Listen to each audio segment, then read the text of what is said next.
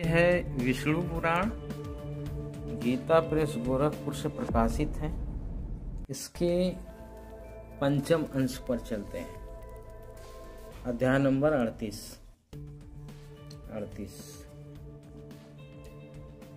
इसको हम पढ़कर सुनाते हैं आप लोगों को। भगवान कृष्ण की जो रुक्मणी आदि 8 पटरानी बतलाई गई हैं, उन सब ने उनके शरीर का आलिंगन कर अग्नि में प्रवेश किया। सती रेवती जी भी बलराम जी के देह का आलिंगन कर उनके अंग संग के आहत से शीतल प्रतीत होती हुई प्रज्वलित अग्नि में प्रवेश कर गई। इस संपूर्ण अनिष्ट का समाचार सुनते ही उग्रसेन, वसुदेव, देवकी और रोहिणी भी अग्नि में प्रवेश किया। अगले पृष्ठ पर देखते हैं। उस समय अनाथ स्त्रियों को अकेले धनुर्धारी अर्जुन को ले जाते देख लुटेरों को लोभ उत्पन्न हुआ। तब उन अत्यंत दुर्मद पाप कर्मा और लुब्ध हृदय दस्युओं ने परस्पर मिलकर सम्मति की, देखो यह धनुर्धारी अर्जुन अकेला ही हमारा अतिक्रमण करके इन अनाथ स्त्रियों को लिए जाता है। नीचे ऐसी सम्मति कर वे सहस्रों लुटेरे लाठी और ढेले लेकर उन अनाथ द्वारका वासियों पर टूट पड़े। लुटेरों ने उनके कथन पर कुछ भी ध्यान न दिया और भगवान कृष्ण के संपूर्ण धन और स्त्री धन को अपने अधीन कर लिया।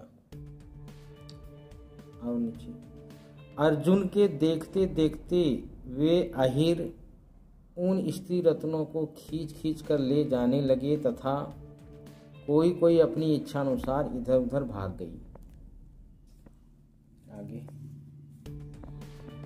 हे मुनिश्रेष्ठ, इस प्रकार अर्जुन के देखते देखते वे म्लेच्छगण वृष्टि और अंधकार वंश की उन समस्त स्त्रियों को लेकर चले गए।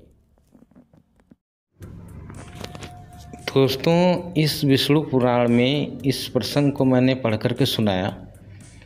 इसमें जो भी स्त्रियां थी, रानियां थी भगवान श्री कृष्ण की, वो पूरी तरह भगवान कृष्ण की पर समर्पित थी। अब उनके साथ ये हुआ तो ज़रा ये आप सोचो कि आप क्या उनसे ज़्यादा कृष्ण की भक्ति करते हो? अपने बारे में सोचो कि आपके साथ क्या होगा।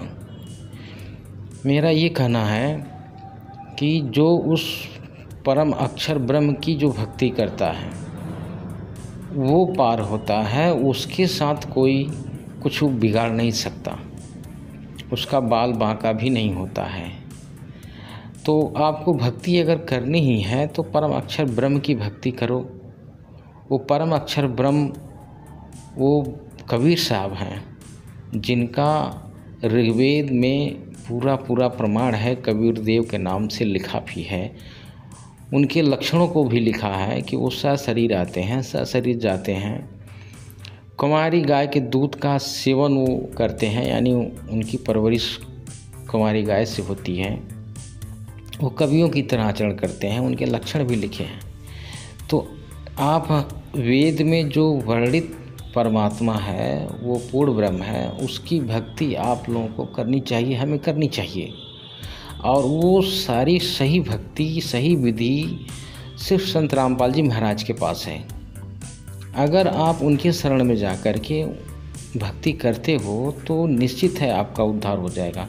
ऐसा इसलिए है क्योंकि कबीर साहब ने जिस संत को भेजने की बात बोली है, कबीर सागर के ससम वेद बोध नामक चैप्टर में ऐसा कहा था कि मैं एक संत भेजूँगा, 5 सहस्र 505 कलयुग बीत जाए, महापुरुष फरमान तब जगतारन को आए। यानी ये परमात्मा बता रहे हैं, कबीर साहब मतलब परमात्मा, क्योंकि वेद वर्णित हैं, उनको परमात्मा बता रहे हैं। तो वो परमात्मा बता रहे हैं कि वो जब 5505 वर्ष जब कलयुग बीत जाएगा तो वह संत संसार को उद्धार करने के लिए आएगा।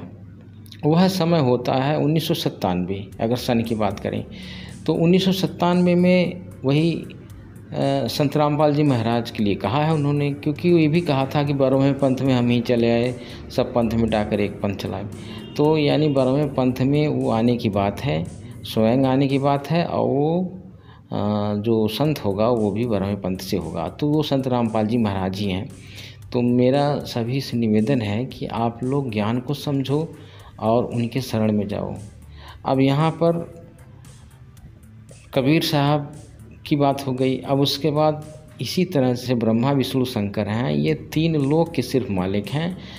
इनके पिता जो ब्रह्म हैं, काल भगवान हैं, वो इनकी महिमा यहाँ पर फैला देते हैं और लोग इन्हीं की महिमा में खोए रहते हैं, वो सच्चाई नहीं जान पाते। और उस सच्चाई का खुलासा आपको संत रामपाल जी महाराज के सत्संग में मिलता है। आप उनसे नाम लो, उनसे भक्ति करो, काम हो जाएगा आपका। और हम अगले वीडियो में और भी बड़े से बड़े खुलासा करेंगे सत्साहिब।